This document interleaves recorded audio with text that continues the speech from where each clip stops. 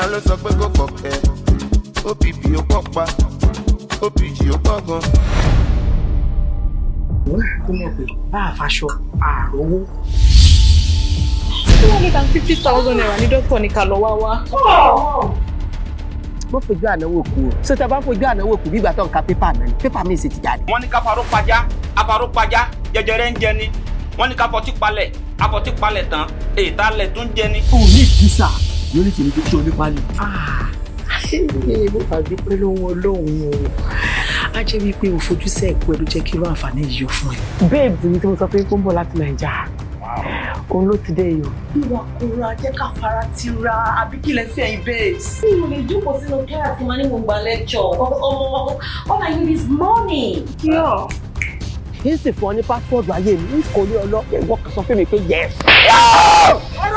Sadé sì lọ rè é gbẹ́bọ fésù lórí ta ó ní kéṣù ọ̀kọ́lé fóun. ó ti gbàgbé pé bí Láàróyè gan bá lówó lọ kò ní mọ gbé jọ́ksàn. ìjọba bìí ṣé o fi omi rúwẹ̀. èmi ti rí ẹ̀tọ́ mo ti ní kó lóògùn. wo tí ó dé ètí bí bá lóògùn ṣé mo lóògùn tó fámásì ni.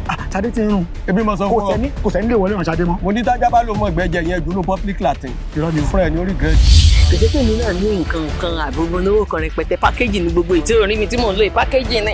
wo owó jowó lọ tí wọ́n bá wà bẹ́ẹ̀ wọ́n máa nà. ó gbọ́dọ̀ yẹ yín náà ń sọ fún yín pé ọmọ tó gbé fún un. inú ò ní possible because Sadé tèmi mọ̀ dáadáa mo sọ pé kó ṣe láti Nàìjíríà ni náà. ọkọ ti gbé mi sí mi ti bí ìkọ wọn ó yẹ kán fi mí sílẹ̀ kó yẹ kán wo sáìdì ọ̀dọ̀ mi mọ́ kán má pè mí mọ́. I'll make it 3 million naira. dáhùn jọ̀wọ́ sí jọ̀wọ́.